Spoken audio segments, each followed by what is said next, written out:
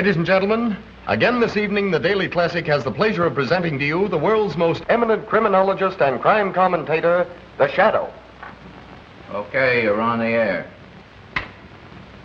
The Shadow speaks, bringing to you the latest news in the world of crime, prevention, and detection. This afternoon, a crime was committed which brought only tragedy to the perpetrators. 3 young desperados held up a bank and escaped in their car. The police quickly picked up their trail. There was a running gunfight between bandits and police, which finally resulted in the 3 misguided young men plunging to their death. Once again is proved the truth of that old adage, crime does not pay. Well, friends, we have a distinguished visitor in our midst, but the news won't make the society page. Honest John is back in town. Honest John is one of the last of our old-time safecrackers. So if your strong box blows up with a loud bang, don't think it's the 4th of July. It may be old John celebrating his release from what he probably calls the big house or stir. Let us hope that the police commissioner Weston, whom we hear never misses one of our broadcasts, will keep an eye on Honest John. Hi there, Commissioner. Memorandum to Detective Bureau. Check on Honest John. Yes, Commissioner. Ladies, here's a little incident which proves that silence is really golden. Last night, bandits entered George Ward's furniture store. Mrs. Ward was alone in the place. The good lady was so frightened she couldn't talk. At least, that's what the bandits... It's too bad something don't scare him so bad that he can't talk. There ought to be a law against guys like him shooting their mouth off within the city limits. But still, Mrs. Ward refused to say a word. At the point of a gun, they took from the cash register a $1 bill and 1 thin dime. The moment they'd gone, Mrs. Ward calmly removed a $100 bill from her mouth. Witnesses took the license number of the car, 3Y-41-37. I'll repeat that, 3Y-41-37. Did you make a note of that? Yes, sir, I did. Last night, young Michael Nolan took his pretty fiancée, Dorothy Walsh, for a drive along the scenic highway overlooking the city. With a bright lover's moon overhead, they stopped to enjoy the view and to romance. Today, police discovered their bodies in Nolan's car and are holding a transient named Miller for the murder. Well, you can't go in now, miss. The Shadow's on the air. Oh, but I'm Phoebe Lane. Sorry you couldn't get in there if you was Calamity Jane. But I'm working for the Shadow. Well, I'm the Shadow. Well, then just fade away, will you, please, lady? But I've got important news that must go on the air right away. I've got it all written down here. Look here.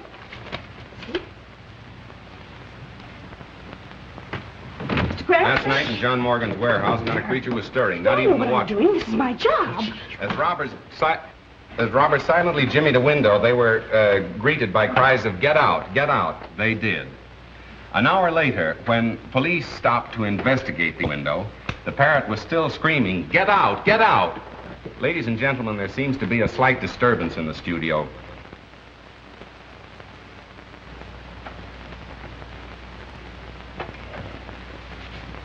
Ladies and gentlemen, a newsflash has just been handed to me. I can't guarantee its authenticity, but here it is. A big theater robbery is planned to take place downtown in half an hour. In fact, 9 o'clock. Read the Daily Classic for particulars. And now, the Shadow bids you good night until tomorrow. You didn't give the name of the theater. The police won't know where to go. No, and neither will 10,000 other thrill-hunting sightseers. But hadn't you better phone the police? I don't think you have to worry about that. Good night. Good night. Hello. Oh, hello, Commissioner. It's the police. Yes, I have that, too. The Metropolitan Theater. The Metropolitan Theater. See here, Cranston, if this turns out to be a phony tip, I have a good mind to sue you, if I can find the proper grounds. Why not breach your promise, Commissioner? Listen. Radio broadcasting. Hook me up for an emergency order to all cars. General Law 6-2. All radio cars concentrate in Sector 8.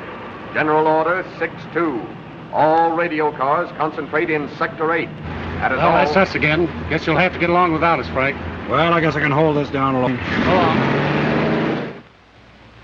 Oh, by the way, Miss Lane, where did you get this tip? From a man. From a man? Well, who was it? Don't you know his name? No, but he had an honest face. Would you mind giving me some little hint about how you met this honest face? Well, there was an automobile accident. And suddenly I remembered I was a reporter for you. So I stopped and asked the people their names and addresses and things. And one man said, "I can't give you my name and address, but I can give you a big story." And he did. That's what I'm afraid of. He said the Metropolitan Theater will be robbed. What time? Goodness, I forgot to ask him that. And you had me put that choice morsel on the air. Well, he was so sincere, and he had such an honest face. Well, you better spend more time awake. How did she get in? Well, I tried to stop her, but she scratched it.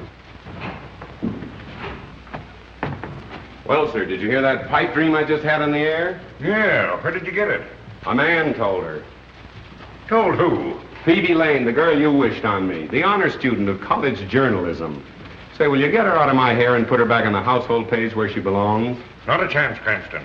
She says she's all fed up with recipes and household hints. She wants to be a real reporter. Oh, I see. Romance and adventure stuff, huh? Well, Mr. Heath, is she running this newspaper or are you, sir? Cranston, as long as she happens to be the owner's niece, I'm afraid she can pick any seat she wants for a ride. Oh, it's one of those, is it? Well, there's no law against our making the joyride a little, shall we say, bumpy for her, is there? Not that I know of. Thank you, sir.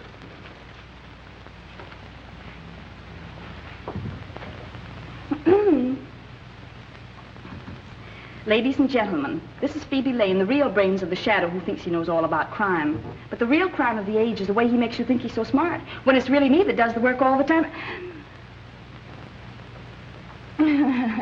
Hello. I didn't see you. That's quite evident. I didn't mean what I said, Mr. Cranston. I hope you can forgive me. I wish I could forget you. Oh, if you think you're going to have Metropolitan Theater robbery without me, you're crazy. That is my story. Wait for Phoebe. Hello, Mr. Cranston. Now listen, Mo, you're a fine driver and all that, but you're not working for me. You mean I'm fired?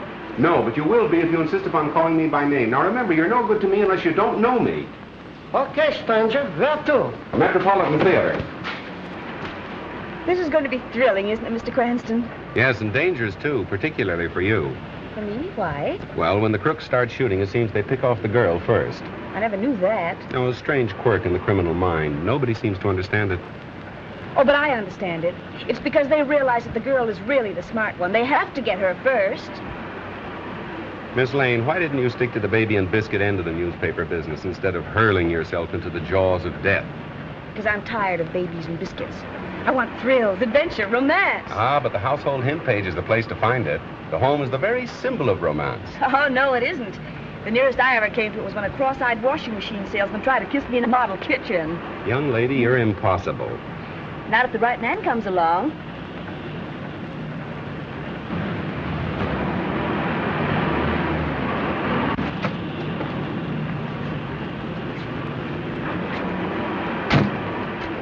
Hang around a while, Mo. Okay, stranger. Where are the police? Oh, don't worry about that. They'll be around. Oh, well, we've got to warn the theater right away. Now, wait a minute. Let's do some window shopping first. Well, The boss of them all. Police Commissioner Weston in the flesh. And if this turns out to be a false alarm, he'll love me even less than he does now. oh, but I'm sure it isn't because he had such an honest face. Graham.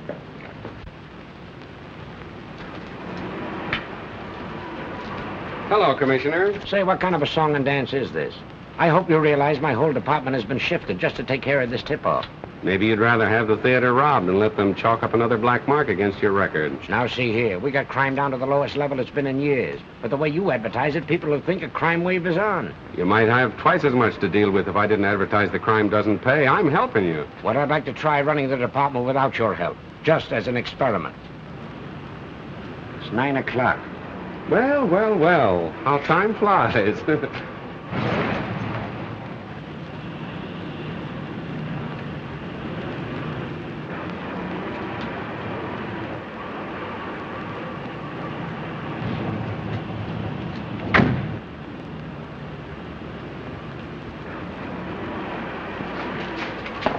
What have you got there?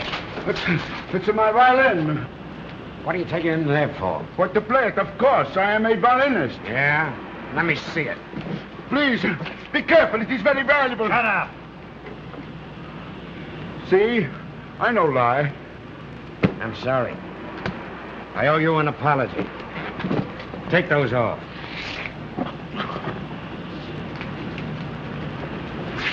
I ought to send you to jail for life for bringing me out on such a wild goose chase. I didn't invite you. You crashed the party. Mr. Cranston, I consider you public nuisance number 1. Good. I like to be first in everything, Mr. Weston. I gotta phone the paper. Hello, Heath. Cranston speaking. That robbery tip was just a gag to get the radio cars off their regular runs. Yes, I got a hunch something big is gonna break elsewhere. Better hold page 1 in my column for remake. Oh, and have Burke stand by. Yeah, so long.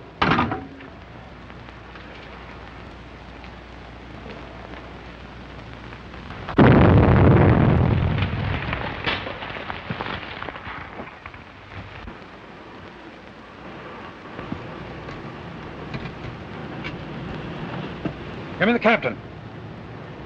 McCabe reporting, sir. Explosion in 93 Madeira Drive. Yes, sir.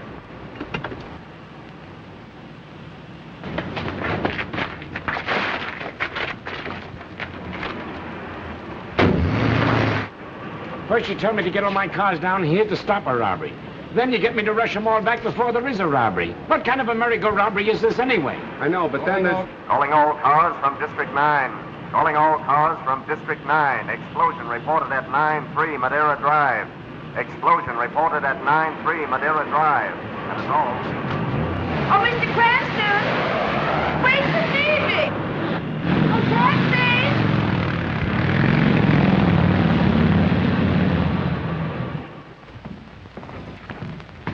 Mr. Cranston, kindly keep your fingerprints to yourself. Riley, take the door. Have you searched the house? Yes, there's no one else here. What, no servants? Servants have a day off every week. Or haven't you heard? Well, in a house of this size, there's always someone on duty. Well, I want any information from you, I'll ask for it. That's fine. I've got to phone the paper anyway. Frank, is there a phone still working? In there. Thanks.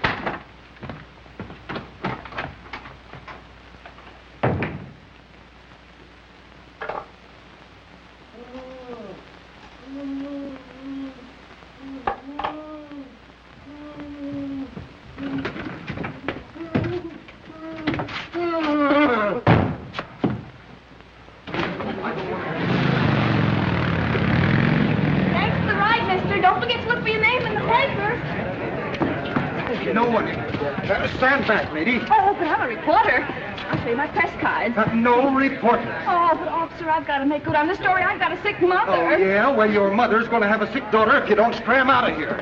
How many of them were there? I really can't say, sir. Oh, come on. You must have some idea. Think back. I think there was only one, sir. I was grabbed from behind. Oh, I'm so shaky, I think I'd better go to bed. All right. Thank you.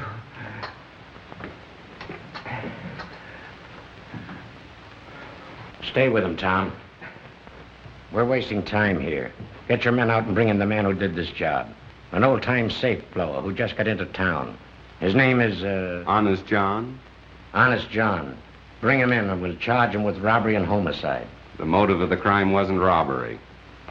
How can you look at that safe and say the motive wasn't robbery? Don't you know that man's watch and wallet are gone? If it wasn't robbery, what was it? Murder. If it was robbery, they'd have taken the bonds, wouldn't they? Marvelous powers of observation. Why do you use the word they, Mr. Cranston? Because one man couldn't have done all this between the departure of the radio car and the time of the explosion. As I recall, you gave the impression Honest John was a very fast workman. Right. And much too efficient to be guilty of a botched-up job like that. That blast wasn't set to blow a safe.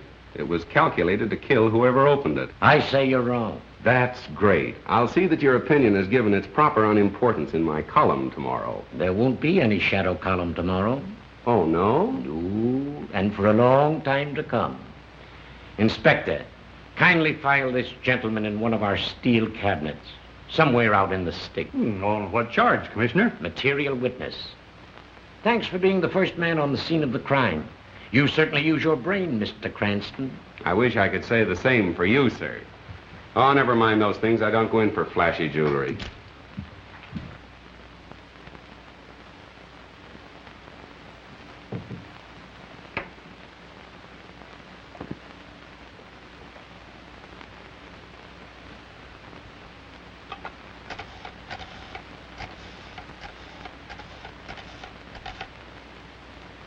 Hello?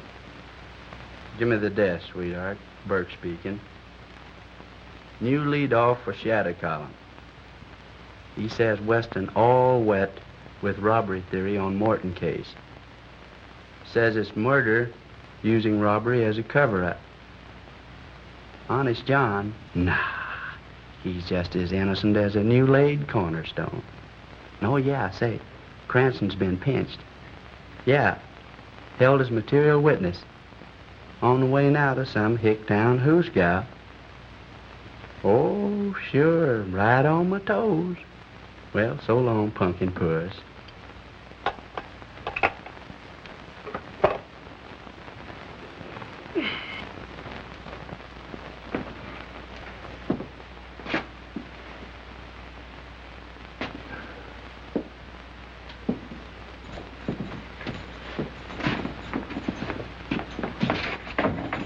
Take it easy, boys. I only want one of you for traffic court. You. Say, officer, I'm sure the judge wants to see me first. Go on back and sit down. I know who to let out and who not to. But I've got to get a message to my folks. Now, if you help me out, I'll take care of you. Take care of me? I'm taking care of you. Come on, get out of here.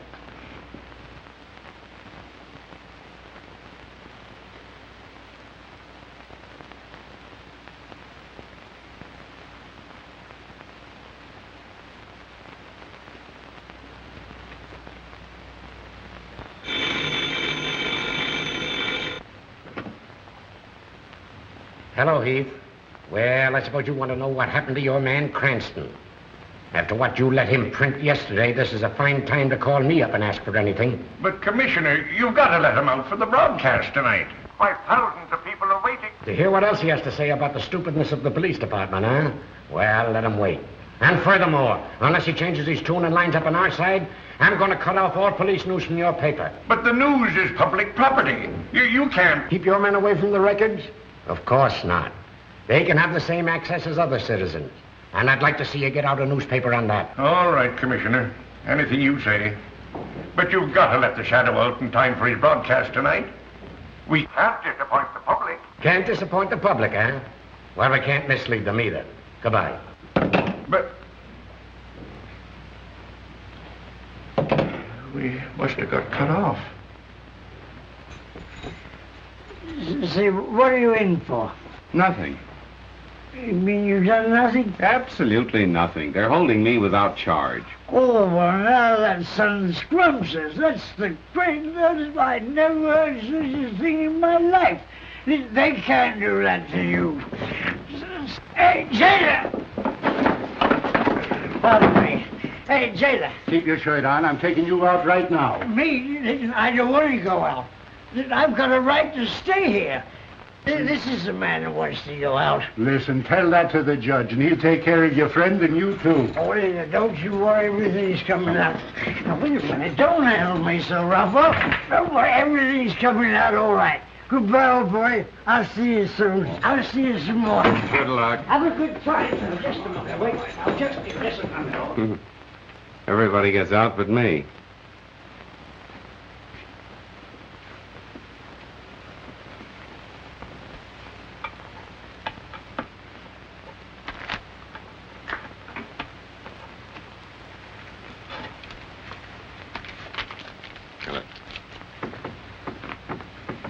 When you get out, make a phone call for me, will you? Sure, fella. I'll give you the number of the paper I'm working on. You call them. Come on, you. Yes, sir. I don't mean you, I mean you. Me? Yes, you. Yeah, your girlfriend's here with a habeas corpus, and that lets you out. Oh, good luck, pal.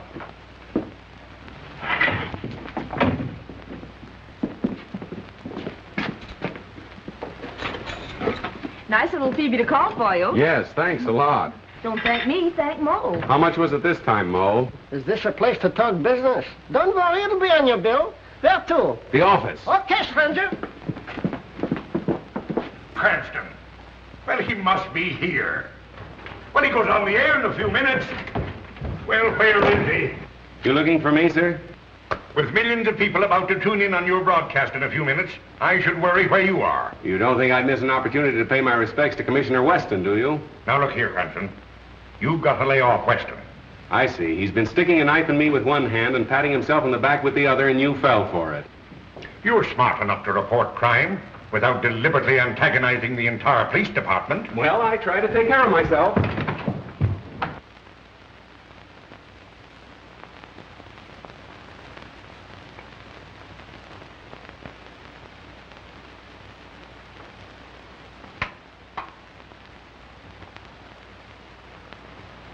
Good evening, friends. Yes, it's your old shadow man, and after languishing in one of Commissioner Weston's small-town jugs, the shadow is just a shadow of his former self. Now we'll get down to the Gerald Morton case and the reported difference of opinion between the shadow and his other shadow, Police Commissioner Weston. Friends, I am now of the opinion that our efficient police department, under the able guidance of the Commissioner,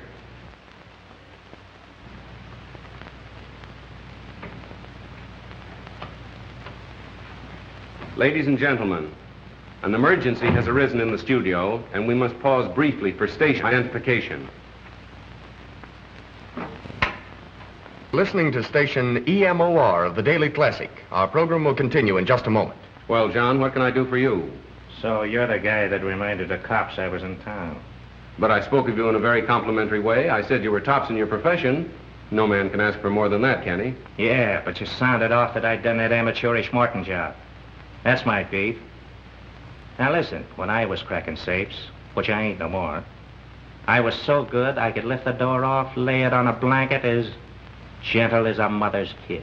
I know that, my friend. I ain't no friend of yours. Now, you turned the heat on me, and you're gonna turn it off, see? Now, go ahead. Start talking. Tell them who really done that job. Go on. Right into that microscope. But I don't know. If you can't think of anybody else, tell them you done it.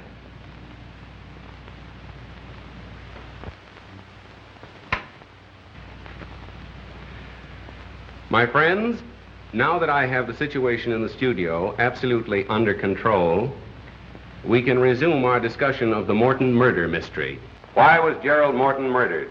He is said to have been a good man, a charitable and benevolent man, a man without enemies. But although Mr. Morton's character seemed almost too good to be true, other men, supposedly paragons of virtue, have met violent ends, and investigation has developed some extremely unsavory facts.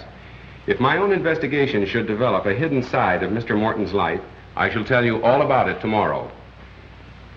Well, what about me? I can now inform the police commissioner that Honest John is absolutely innocent of the explosion which caused the death of Gerald Morton. As a matter of fact, John, that job wasn't up to your usual professional standards, was it? No, I done better than that when I was still wearing short pants. Surely. Now, I ain't squawking about the cops pinning a murder on me, but when they tries to hang an amateurish job like that Morton blow up on me, I resents it, see? Naturally, naturally. I'll get him.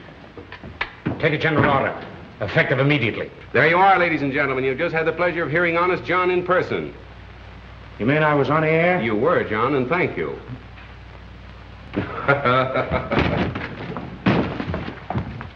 You dumb ox, why don't you look where you're going? Ladies and gentlemen, for the past 24 hours, the entire police force of this city have been trying to locate Honest John. Yet the Shadow has had no difficulty in bringing him to you on this program this evening. For further details, please read the classic. This is the Shadow saying goodbye until the same time tomorrow. Here's everything ever published on Gerald Morton. Now, let's get busy. No, well, let's not. Well, what are you going to do? I don't know. You mean you don't know? That's right.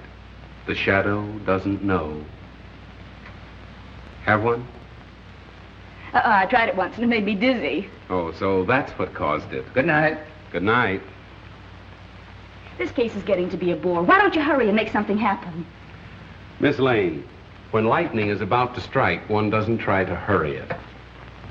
Well, nice going, Cranston. You fixed things up just dandy. Now Weston has shut down on all police news, all fire news, and all hospital news. From now on, it's no news for us. Splendid. No news is good news, they say. And that Honest John gag. What is the idea of staging that stunt with a dumb stooge? Mr. Heath, that was no stooge. That was Honest John himself with a gun at my head. You mean the man that just went out?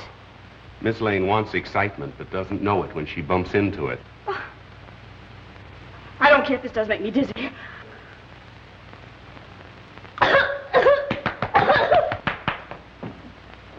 Oh, hello, Matt. How are you?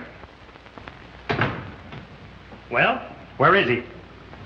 You mean Honest John, I suppose? Yeah. I do believe, as he'd say himself, that he's taken it on the lam. Why didn't you hold him? Well, why should I? I'm not the police commissioner. Then quit acting like a chump. You know, I think he's got something there. Phoebe, thank you. You're a gentleman and a lady. Now, here, stop this clowning. How are we going to get the paper off the spot you two have got it on? We're not clowning, Mr. Heath, and please don't blame Miss Lane. It was my fault. I thought I was Say, doing wait something. a minute. I think you hit an angle in your broadcast where you hinted that Morton's character wasn't all it should be. I don't know. I'll over to my office and work this thing out. All right. My golly, I believe you have something. Yes, there's the... Cranston? I'm Mr. Cranston. What can I do for you, sir? I am Roger Morton, brother of the Gerald Morton, whose name you tried to besmirch in your broadcast. I came over to see just what sort of man could be guilty of such an attack. Well, I'd like to explain that. I don't know what you meant by your hint about a hidden side in my brother's life. But in the presence of my attorney... I beg your pardon. Our firm has great commitments abroad, young man. And your paper will pay the penalty if you do or say anything to jeopardize our international dealings. And we deal in millions. That's all. Good night. No, Now what are you going to do? I'll tell you what he's going to do. He's going to handle the story Morton's way, or he'll sue us for millions. nice thing. Honest John says I handle it his way or he'll shoot me. Weston says I handle it his way or I go to jail. I think you started all this, sweetheart. Have you got any suggestions? Don't ask me. You're the great big detective. And there you are. You see, she craves action, and when she runs into it, she starts passing the buck. I wish you'd go home and roll your hoops so we can roll up our sleeves and get to work. I'll admit you have performed miracles, like that Allen murder. But there you had a bent pin to start with as a clue. This time you have nothing. You're right. Nothing. Don't forget you've still got Phoebe. Well, we don't want you shot. You're no good to us in jail, and we can't afford to offend Morton. There it is, son. Get us out of it. Just like nothing happened. Well, Miss Lane. Miss Lane went home to roll her hoop. Phoebe. I wonder if Miss Lane would recognize the man that gave her the tip that started all this. Miss Lane would know him anywhere. She never forgets a face. Well, what did he look like? Oh, he was thin. Well, not too thin. No. And, Blonde? he was between a blonde and a brunette, and rather medium-sized for a man. And he was thin and... Oh, but I said that, didn't I? Yes, you did. My, what a memory. Anyway, he wasn't bad-looking. Well, go on. Anything else? Anyhow, I know how he spoke. How? With a foreign accent. A foreign accent? Mm-hmm. Listen, that's important. Was it a Moscow Russian? I will give you a tip about a theater. No. No, it wasn't that, I see. Italian, perhaps, more liquid. Senora, we know about the theater. No, it wasn't that. French, of course, it wouldn't be French. There is a theater that will be robbed tonight. Oh, no, that's not right. A German, perhaps. I can give you a tip about a theater around the corner that's going... That's nearer. Perhaps a little finer, huh? Viennese. I can give you a tip about a theater around the corner that... You've got it. That's exactly the way he spoke. Fine.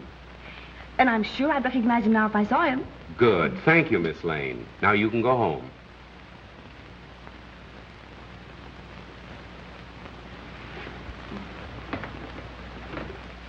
Oh, wait a minute. Let me finish before you go away mad.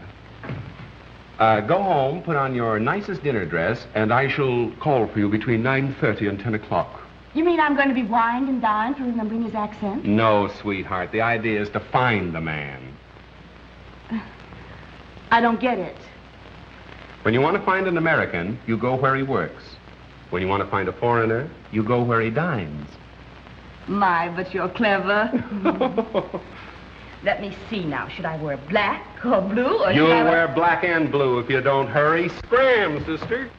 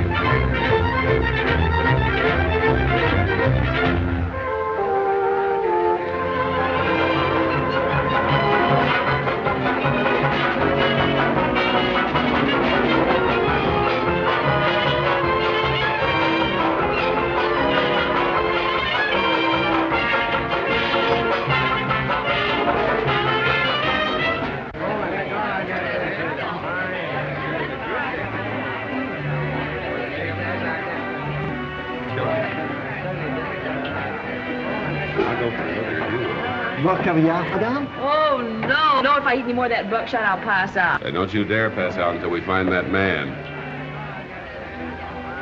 Buckshot?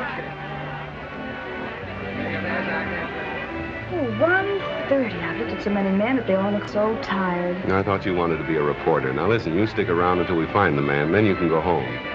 Go home the very minute the fun begins? Me, I'm not going to do all the hunting and then miss the shooting. Oh, now be reasonable, will you, Phoebe? You're the boss niece. I can't let anything happen to you. Why did I have to be born a relative? Why couldn't I have been born an orphan or something?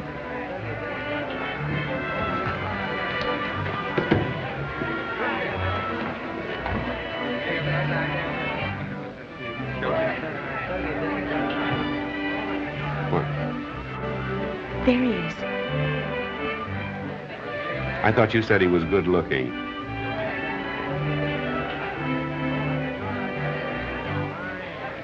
Are you sure that's the man? Positive. I'm sorry, sweetheart. You'll have to scram.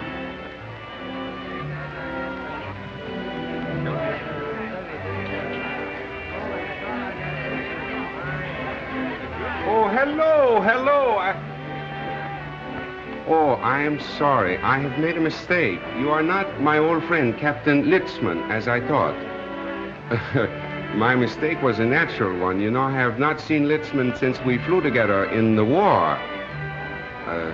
I see you are an ace also. May I know the name? Mine is Stolsky, Baron Stolsky. I'm called Floto, and this is my friend Starkov. How do you do? I was told when I arrived in America recently that I could meet and make friends with many people of my own class. I am glad that is so. Waiter, gentlemen, what will we drink?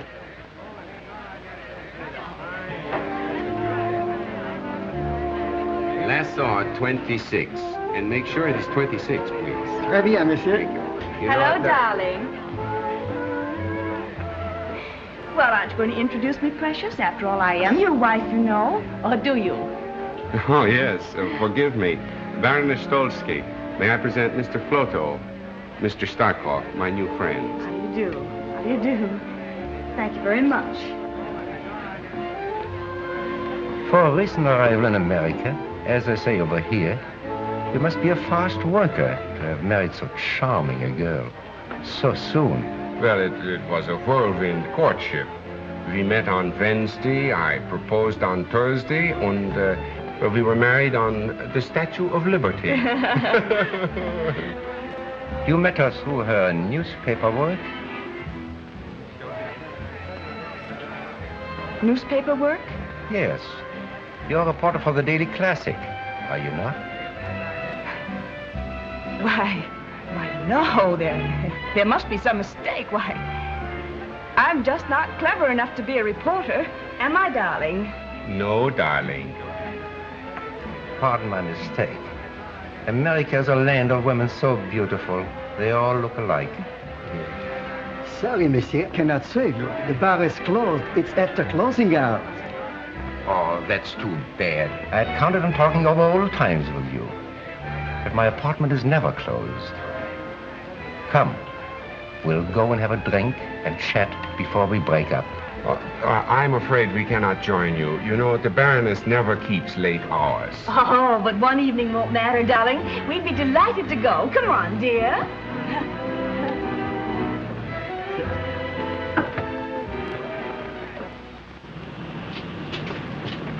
Taxi? Midtown Apartments.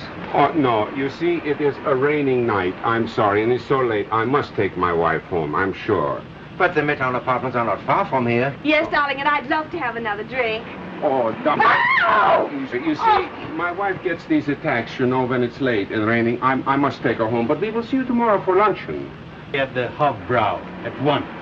Luncheon, 1 o'clock punctually. Good.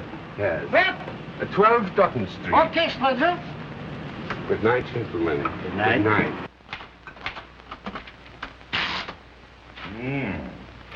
You ought to let this coffee write your column. It's strong enough. Good strong coffee for a strong, silent man. How's this? The Shadow says that his statements over the air yesterday regarding the character of Mr. Gerald Morton were unjustified, and those statements are hereby withdrawn with due apologies to Mr. Morton's family. Yeah, but you'll have to apologize to Commissioner Weston. Let's not go overboard in our enthusiasm for whitewashing ourselves. But you've got to square the paper with Weston. Tell how it happened. Describe the scene. You with the mic and Honest John with the gun. I was afraid you'd be expecting that, so I wrote it last night. But I don't like it. My apologies to Commissioner Weston. Perhaps he's right in his belief that Honest John is the... My statement on the air that the man was innocent was made while John himself was holding a gun at my head. And I hope that the Commissioner, with his usual fair-mindedness, will restore the classic favor. Great. Now Morton can't sue us. And the Commissioner will have to restore our news. Oh, I spend years building up a reputation as a crime expert, then have to expose myself as a stuffed shirt that gets kicked around by the police department. Well, look here, son. If you're so keen about that reputation of yours, why don't you solve this case?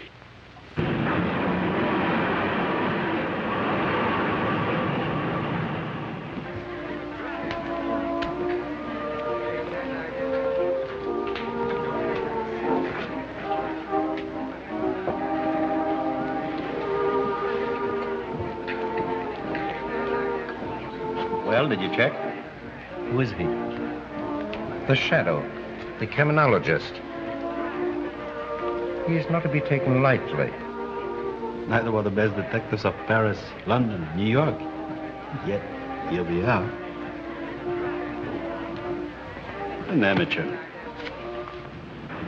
Well, Mr. Cranston, how are you feeling this morning? Now listen, Mo, for the last time. If you ever call me by name again or recognize me or even speak to me before you're spoken to... I'm fired. That's right. Okay, stranger.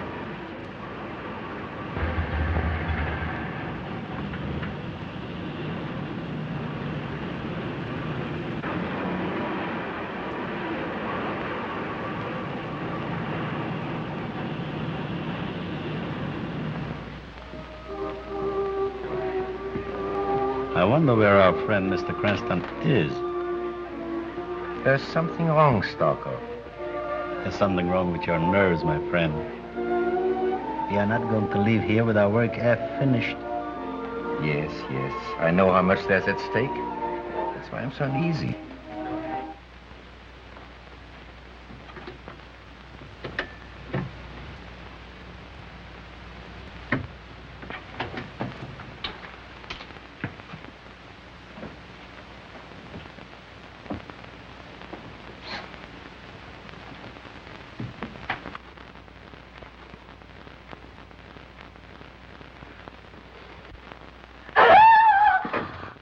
That's right. Tell everybody we're here.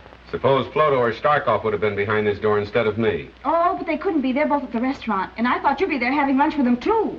Oh, and this would be a good time to do a little detecting. Uh-huh. Well, for once you had a good idea. Well, come on, let's get busy and look for the clue. So you've got a clue, have you? Why, yes, the watch and the wallet that were missing from the man's body. And where do you suggest we look for them? Well, my mother always used to hide things under the mattress, and... Oh, if we could only find a teapot, I'm sure it would be in there. Well, then all we have to do is find a teapot. Uh-huh, come on, let's get started. Telephone, Mr. Floto. Hello. We have waited long enough, Rudolph. Has our man come home from downtown? Not yet, sir. I understand he won't be home before late. He's to meet our countrymen here for a final conference tonight. We must know his plans. Keep in touch with us at the apartment. Be there in a few... Waiter. Yes, sir. Check. I think we should definitely stay here and find that watch and wallet. Now, my woman's intuition.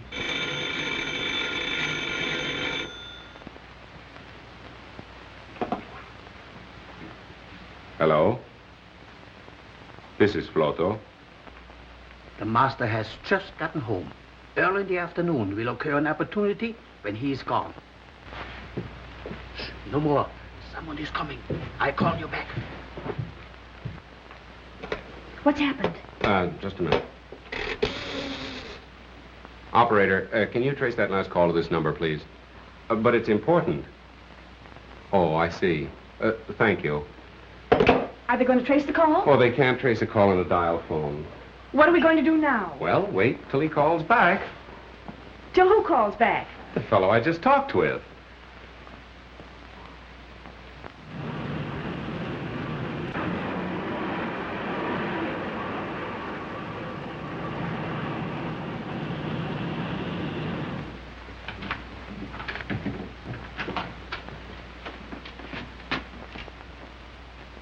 Oh, hello.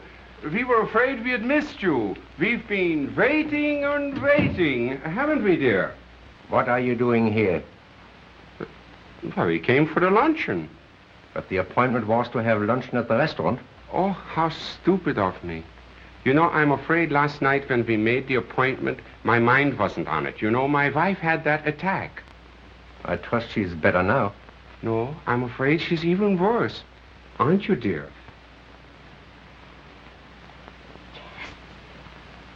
Make her comfortable. We soon have lunch. Oh. Oh, poor darling. No, you see, she's getting another attack. I must take her for the air right away. Just a minute, Mr. Cranston. Your hand, Mr. Shadow. What do you suspect us of? And why? Oh, well, now you'll have to listen to the broadcast to hear that. You see, our business is to get interviews, not to give them. Isn't it, sweetheart? Yes, sir. And may we go now? No. Now that we have you here, you are going to stay. Take your time, mister. Taxi stranger? Scram, Phoebe. Thanks for your hospitality, boys. Nice work, Mo. Mo? I thought we were strangers. Have a cigarette, pal?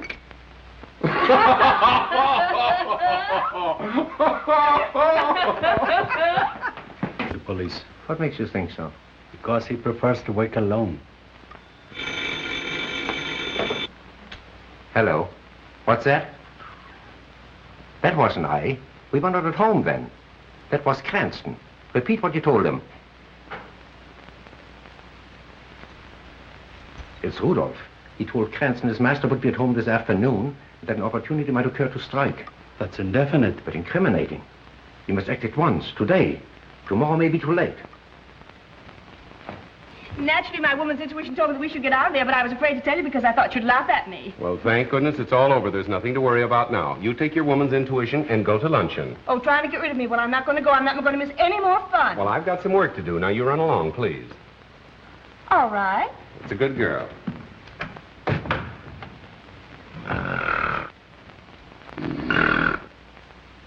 Bert! Bert! Bert! Bert! Come on, get up and get going. Where to? Go to the Midtown Apartments, stake out, watch for two foreigners in a closed car. Phone me as soon as they leave. Okay. And hurry for a change. Okay, Chief. Hello? Oh, yes, Mr. Heath. No, still as much in the dark as ever. Well, those fellas are rather clever. As a matter of fact, they're planning another deal right now. Well, if I knew that, I wouldn't be hanging around here Pardon me. Come in. Oh, hello, Barrows. Sit down. Be right with you. Yes, Heath. No, thanks. I don't need you. What I need is a clairvoyant. Right. So long. I have that Morton information for you. Good. I understand that Gerald Morton's firm was interested in some very big international deals. Was that right? Yes, they still are. I made these notations for you. Their recent underwritings include 10 million Argentine fours, 28 million Danish refunding 2.5s. And I understand they'll soon issue several new European debentures. Well, what about them? That might be a good investment for me. Certainly. However, these new bonds that Morton & Morton are about to offer seem to me to be highly speculative. But if the 50 million is spent to build up the army as intended, the exiled aristocrats will never succeed with their threatened revolution. Good. That's what I wanted to find out. Oh, pardon me. Miss Lane, do you know Mr. Barrows, our financial editor? How do you do? How do you do? What's this all about? At a time like this, you're talking about investments. I'll be with you in a minute. Editorial. Editorial. Cranston speaking. Whole shadow column for remake. Right. I brought you some lunch. I was in such a hurry I dropped your bottle of beer, but we can share mine.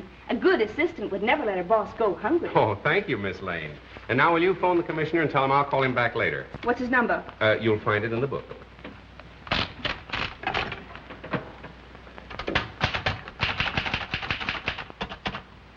L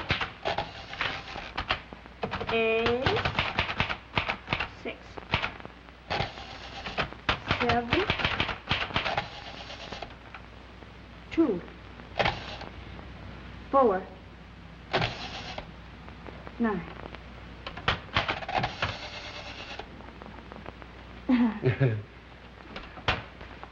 There you are, Commissioner. First edition on the streets now, with a full explanation apology by the Shadow. The apology could have been stronger. I hope this paves the way for renewing friendly relations. I'm no enemy of the Shadow. I always give him credit for being somewhat clever, but he should remember he's only an amateur. After all, we're professionals. That's right, Commissioner. And I hope that you'll restore the Daily Classic to good standing with the department right away. Of course I will. Take a general order. Cigar, Commissioner? No, thanks. Wait till you get a load of this, Phoebe. The Morton case will break wide open tonight, and it'll be a big surprise to the police. Pardon me. Under the misguidance of Commissioner Weston, the department has wasted 24 hours searching for the wrong man, with the right men under their noses all the time. But won't that make the commissioner furious? Pardon me. You would get hard-boiled eggs. And although the murderers have completely baffled the police by their shrewdness and daring, pardon me, the Shadow knows who they are and why they killed Gerald Morton. But how do you know that? We didn't find a single clue and just a motive. Ah, yes, we did. And you'll know when it happens. You're intelligent. You sparkle. I don't know what I'd have done without you on this case, but we've got to keep going. Here, rush this down for the night edition. Yes, sir. Pardon me.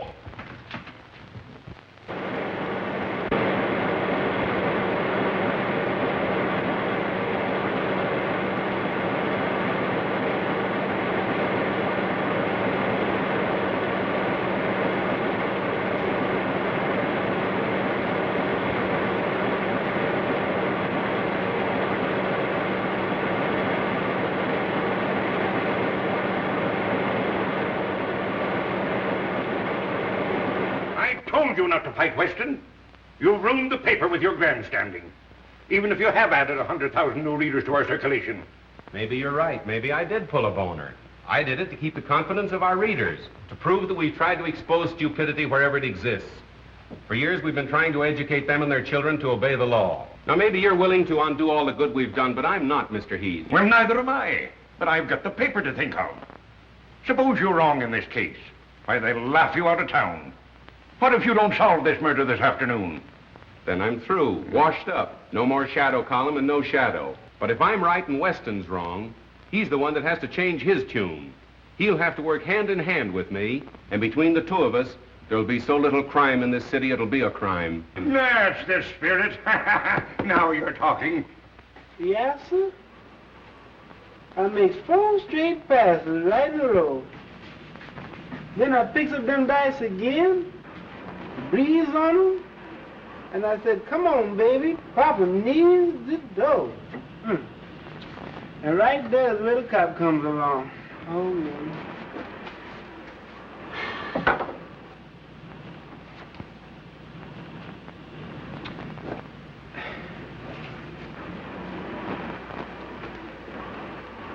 Well, how's that, boss?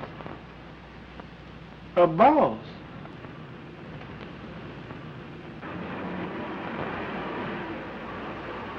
Shine 'em again, will you, boy?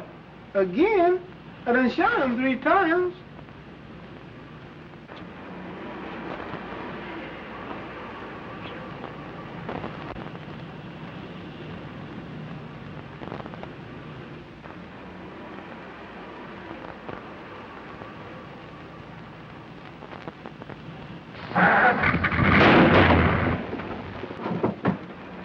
Look out there, boss. You better put that thing away. You're gonna kill somebody. A boss, but shine, money. We'll have the usual introduction, and then naturally work out the theme that crime doesn't pay. Answer that, will you please, Miss Lane? Hello? Yes, this is Mr. Cranston's office. Who shall I say wishes to speak to him? I can't hear you. Oh, I'm so sorry. It sounded just like you were yawning. Oh, I know who that is. I'll take it, thanks. Hello, Burke. Yes, what's up? Bag and baggage, huh? Which way did they go, west? Never mind how I knew. Yeah, so long. I've got to run. Now, if you want to help me, you'll stay here and finish those notes. Well, you're just trying to get rid of me. No, not at all, really. If whether or not I go on the air tonight as advertised depends absolutely upon you. Now, you wouldn't let me down, would you, pal? You bet I won't, pal. All right, so long. Hello, Thunder. Hello, 896 Clover Road, and hurry. Okay, Mr. Cranston. Mo, you're fired. I've warned you a dozen times. Yeah, and I warned you once. Get in. You two. And the first break you make, you're driving a dead passenger. I know I did you wrong, John, but I'll square it later. I'm in a hurry now. Let's talk it over some other time. There ain't gonna be any other time for you, buddy. You can't laugh this off. My apologies to Commissioner Weston. I'm now convinced that he's right in his belief that Honest John is the killer. Oh, that's only the first edition. I had to red apple the commissioner. Wait till you read the final edition. This is the final edition for you, buddy. Just a minute. Another move like that, and I'm gonna let you have it right here. I was only reaching for a cigarette. You got a cigarette, driver? I got you covered now, pal. Well, suppose you left the pen, and you want to go straight. You come to town looking for an honest job. What do you get? A bum murder rap hung on you. Do you really want to go straight, John? On my word of honor. Have a cigarette. Well, now go ahead and plug me. Anybody dumb enough to fall for that one's got it coming.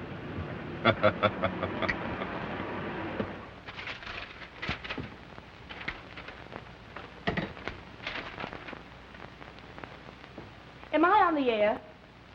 Thank you. Ladies and gentlemen, this is Miss Phoebe Lane, the Shadow. If Police Commissioner Weston is listening in, I should like him to know that the Shadow and I think he's the world's prize sap, and we intend to leave no stone unturned.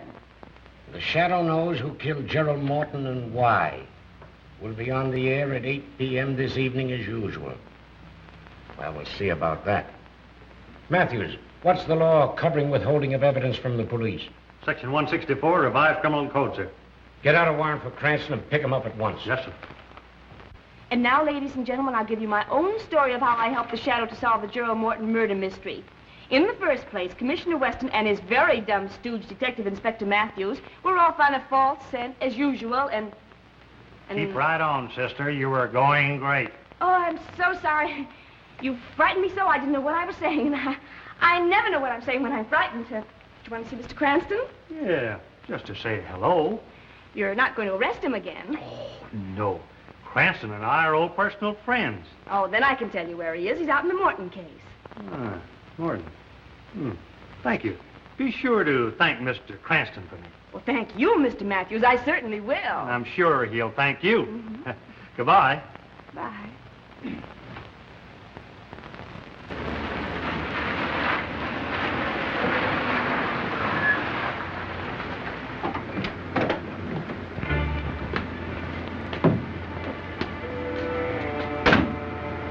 Remember your instructions, Stefan.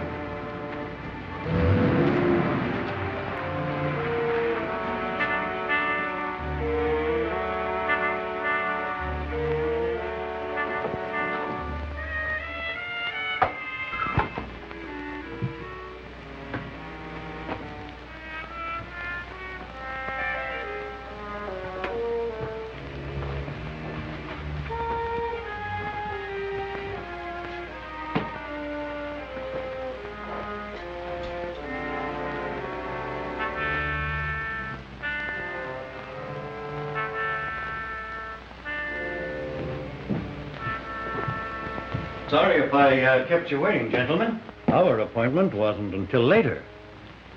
We are not the men you are expecting, but we are here regarding the same matter. Won't you sit down?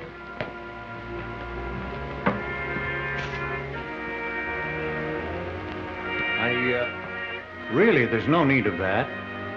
The business is out of the confidential stage, and the deal is about to be concluded. The deal will never be concluded.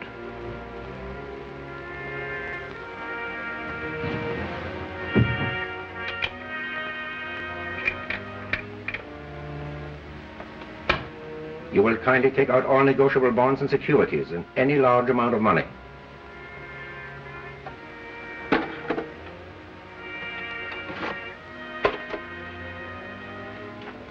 This is all I have of value here. Mrs. Morton's jewels and the bulk of my holdings are in the bank vault downtown. And if you want to... This is not a robbery, Mr. Morton. This is a matter of international diplomacy. These bonds represent much money, do they not? $100,000 or more. I don't see what ends you can gain by killing me. Let us review the history of the loan you were about to make tonight. 3 years ago, a French banker was about to lend that money. He died in an auto accident. The loan was next negotiated with an English financier who was very much devoted to his wife, Mr. Morton. He committed suicide. So you see, we have many ways of taking care of those who oppose us. But say you did kill me. There are other banking houses. You can't prevent them all from dealing with your country. We intend that the death of both Partners and Morton shall throw this bond issue into such litigation as will hold it in the courts indefinitely. Unfortunately, you were not with your brother at the time of the accident we planned for both of you. So now you will do as I suggest. Or, if you're stubborn, we'll wait for Mrs. Morton.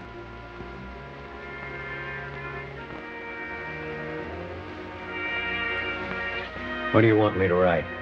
The death of your brother will make necessary that you account to his estate for your interest in the firm, will it not? Of course. Good. We take these. Your accounts are 100,000 short. You are faced with exposure as a faithless partner, as a thief of your brother's money. You understand? Now you're what to write, Mr. Morton.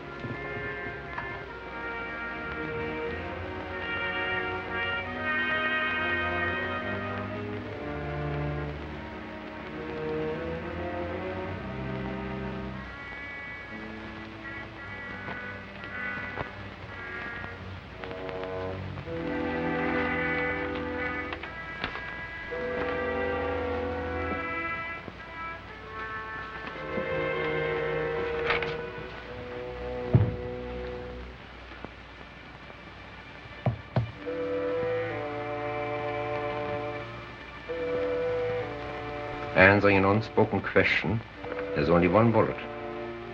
But there are two of us.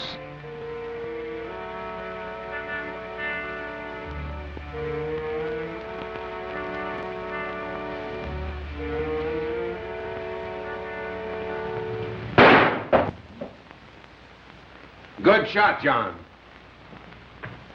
Are you surprised to see me? You won't need this now, Mr. Morton. Oh, Floto, I thought you were clever. Even a small-town constable could spot that concealed weapon. You better let me take care of that, Mr. Morton. Watch him, John.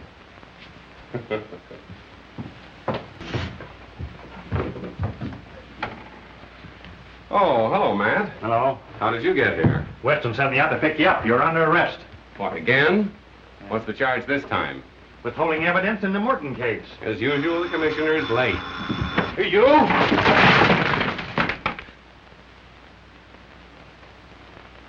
If it's my last act on earth, I'll put you in jail for life. Okay, you're on the air. The Shadow speaks, announcing that the Morton case has at last been solved and the murderers are now in the custody of our able police. This has been one of the most baffling cases in the Shadow's experience, a case without a clue. Murderers too clever to be caught by ordinary methods, and had it not been for the able cooperation of the police department, the case would still be unsolved. I have already handed Commissioner Weston a bouquet today. But now I wish to do so publicly, and to compliment him for his shrewdness in causing the killer to think he and his men were following a false clue. As a result, the murderer and his accomplices were later taken in the act of attempting the life of Mr. Roger Morton. For the complete story, read the Daily Classic. And now, my friends, I'm going to ask Miss Lane, the lovely young lady who assisted in the solution of this crime, to tell her own story. Ladies and gentlemen, I give you Miss Phoebe Lane.